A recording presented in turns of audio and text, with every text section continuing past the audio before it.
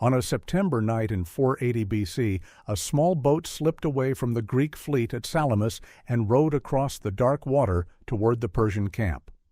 Aboard it was a slave named Sicinus, carrying a message from his master, a message that was a lie, and the lie was designed to start a battle that his own side did not want to fight. The message was this: the Greeks are afraid. The Greeks are quarreling among themselves. Tonight or tomorrow they will scatter and run. If the king moves now, tonight, and blocks the straits, he can trap the entire Greek fleet and destroy it in a single morning. Every part of that message was true, except the part that mattered. The Greeks were afraid. They were quarreling. They were, in fact, planning to run at first light. But the man who sent Sicinus did not want the king to know that, so the king would win. He wanted the king to act on it so the king would lose. His name was Themistocles, and he had just done something close to unthinkable.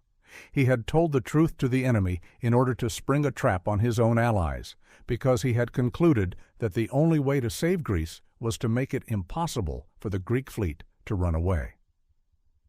He was betting the survival of Greek civilization on the idea that if he took away every escape route, his own terrified, outnumbered, disorganized fleet would have no choice but to turn and fight in the one place where being outnumbered would not matter.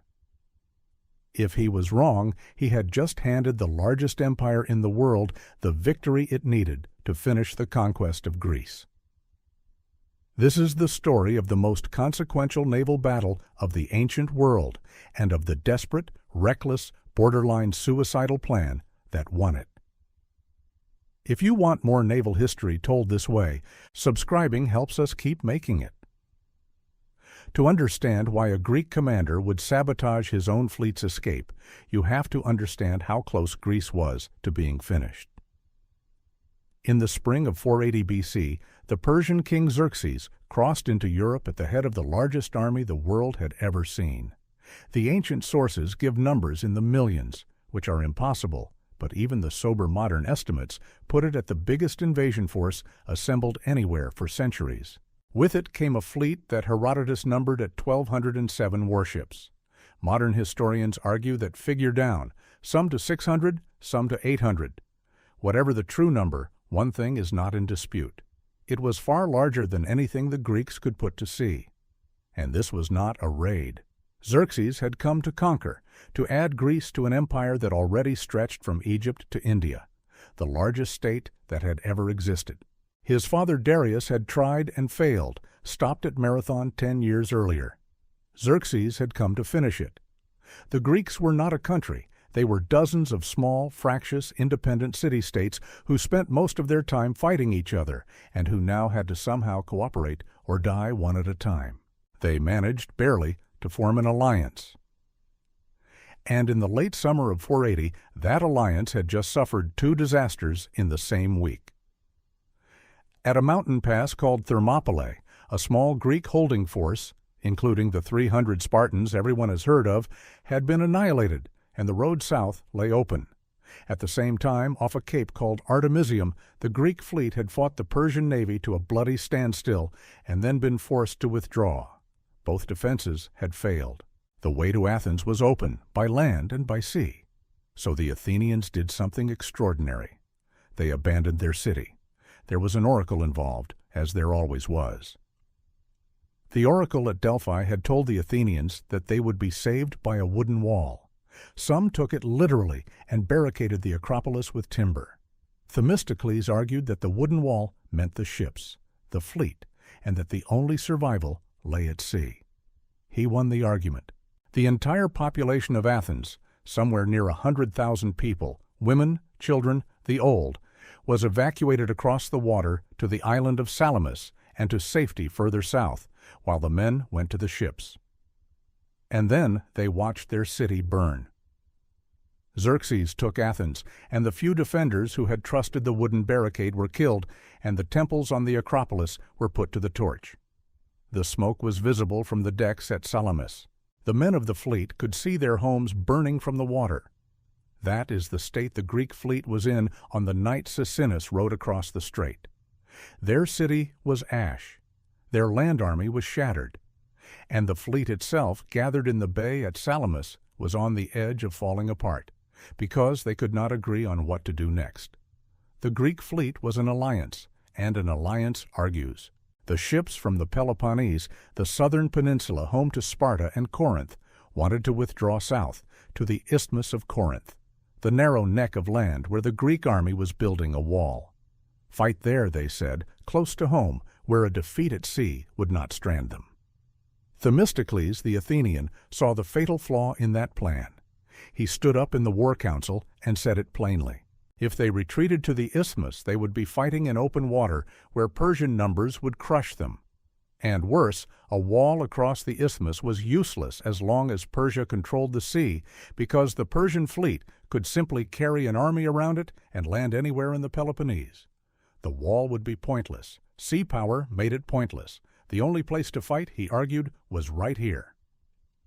At Salamis, in the narrow strait between the island and the mainland, where the water was so confined that the Persians could not bring their numbers to bear, where a smaller fleet, fighting in a space too tight for a larger one to maneuver, actually had a chance. The commanders did not want to hear it. The Athenian had no city anymore. The Corinthian admiral told him so to his face, told him to be quiet, a man without a country. The council broke up in confusion, and the decision, when it came, went against Themistocles. The fleet would withdraw to the isthmus in the morning. Themistocles now faced the end of everything. He was certain, genuinely, strategically certain, that a battle at the isthmus meant defeat, and defeat meant the end of free Greece. He was equally certain that he had lost the argument, and that at dawn the fleet would begin to disperse, each city sailing home to defend itself alone, and that once it scattered, it would never assemble again. Herodotus records the fear plainly. Once the fleet broke up, it was finished. So he decided to take the choice out of everyone's hands. If he could not persuade the Greeks to stay and fight in the strait, he would arrange for the Persians to trap them in it. He would use the enemy to force his own side into the battle he knew they had to fight. And so, that night, he sent Suicidal. Think about what this actually was. Themistocles sent the Persian king accurate intelligence. The Greeks are about to flee, in the hope that Xerxes would act on it and close the trap around the Greek fleet before it could get away. He was inviting the most powerful man in the world to surround him. He was betting everything on the belief that once his own men woke to find themselves encircled, with no way out, they would stop arguing and fight like cornered animals in exactly the water where cornered animals had the advantage. If Xerxes ignored the message, nothing was lost. If Xerxes believed it, Themistocles would get his battle, but only by placing his entire fleet inside a closing ring of a far larger enemy, on purpose, with no line of retreat. There is a reason it deserves to be called suicidal. It removed his own escape as deliberately as it removed anyone's. Xerxes believed it. The message fit everything the Persians already thought. They had beaten the Greeks at Thermopylae and Artemisium. They had taken Athens.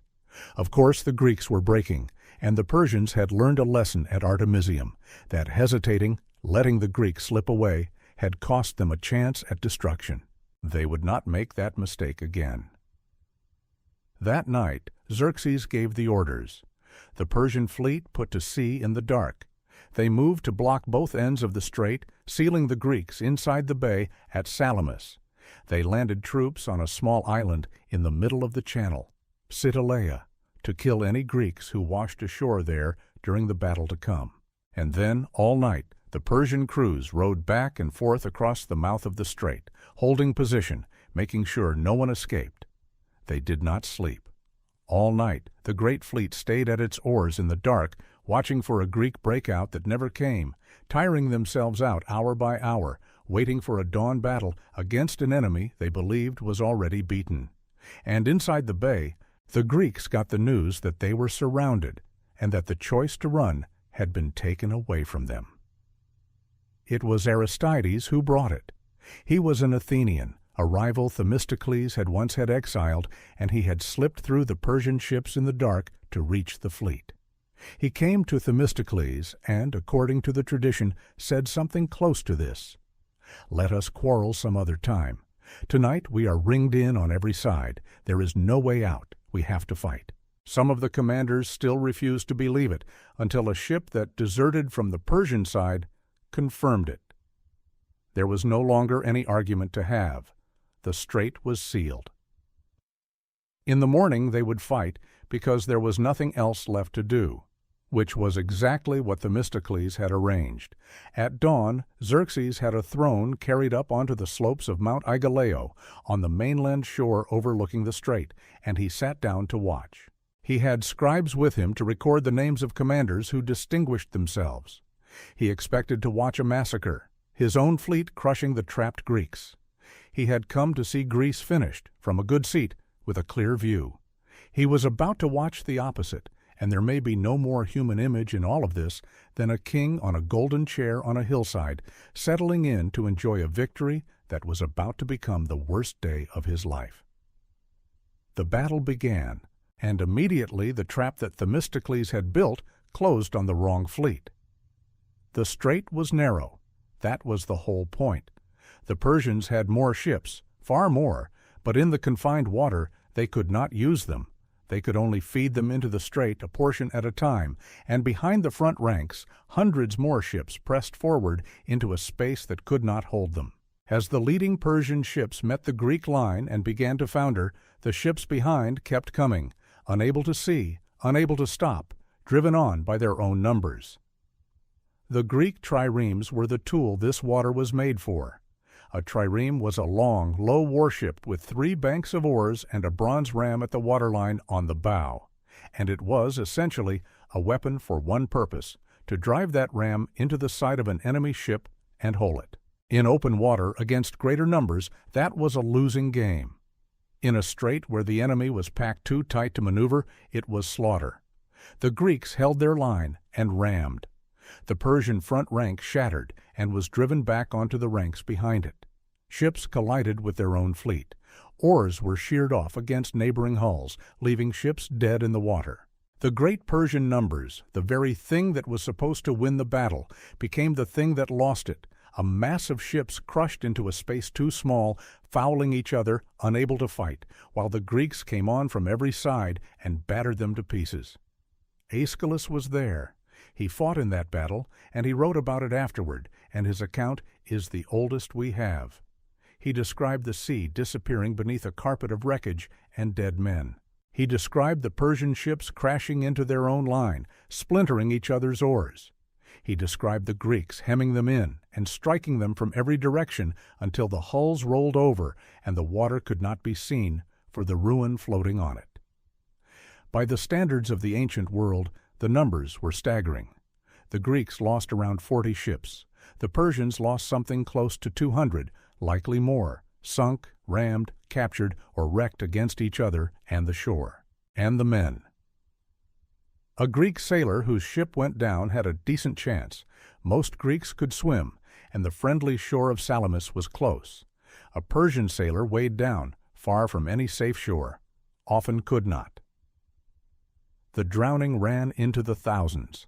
Somewhere in the chaos, one of Xerxes' own brothers, a fleet commander named Aristobulus, was killed leading a boarding action, and a large part of the Persian fleet was left without its admiral. And through all of it, high on his hillside, on his throne, the King of Kings watched his invincible fleet destroy itself in a channel it should never have entered. A channel it had entered because a slave in a small boat had told him the Greeks were about to run. There is one figure in the battle worth stopping on, because Xerxes himself stopped on her. Artemisia was the queen of Halicarnassus, a Greek city under Persian rule, and she commanded her own ships in Xerxes' fleet, the only woman in command on either side. Before the battle, according to Herodotus, she had been the one voice advising Xerxes not to fight at sea, to be patient, to let the Greek alliance fall apart on its own. He had praised her advice and ignored it. In the battle, with the Persian fleet collapsing around her and a Greek ship bearing down on her, she did something ruthless and brilliant. She rammed and sank a ship of her own side, a Persian ally, to convince the pursuing Greek that she was a friendly vessel. The Greek captain broke off. She escaped, and Xerxes, watching from the hill and misunderstanding what he had seen, believing she had sunk a Greek, is supposed to have said, "My men have become women, and my women men." There is a grim postscript to her day. According to Plutarch, it was Artemisia who later spotted the body of Ariobaenes, the king's dead brother, floating among the wreckage, and had it pulled from the water and carried back to Xerxes. The one commander who had told him not to fight brought him the corpse of the brother who died because he did.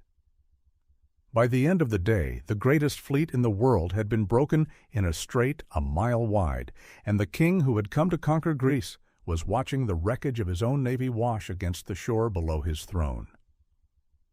What Salamis actually decided is worth being careful about, because the legend overstates it, and the truth is remarkable enough without help. Salamis did not end the war. Xerxes still had an army in Greece, undefeated. What Salamis did was take away his navy, and without a navy, the enormous Persian army in Greece had a supply problem it could not solve, and a king who suddenly felt very far from home. Within weeks, Xerxes took most of the army and went back to Asia, leaving a force behind under a general named Mardonius to try to finish the job the next year.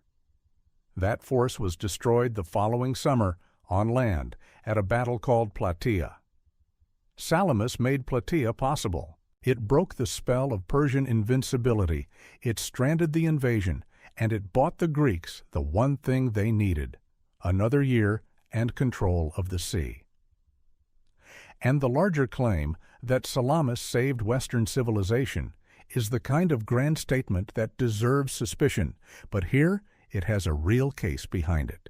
Had the Greeks lost at Salamis, the fleet would have scattered, the alliance would have collapsed, and there is little reason to think the separate cities could have held out alone against Persia.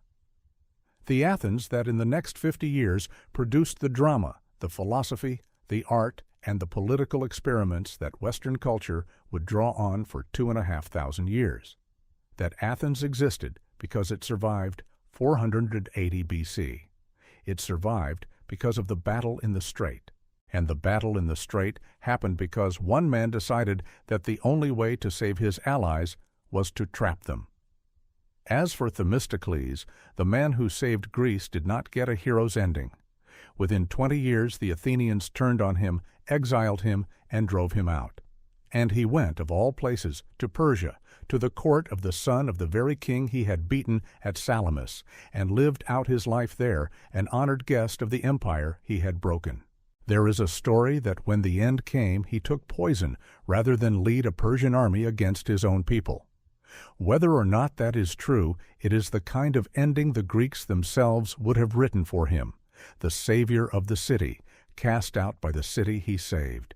He had won the battle the only way it could be won, by making retreat impossible, by betting everything on purpose, with no way back. It should not have worked. That was the point. It was never supposed to be safe. The next one on this channel jumps forward 400 years to another narrow sea and another fleet that trapped itself. Actium 31 BC, where Antony and Cleopatra lost the Roman world in a single afternoon.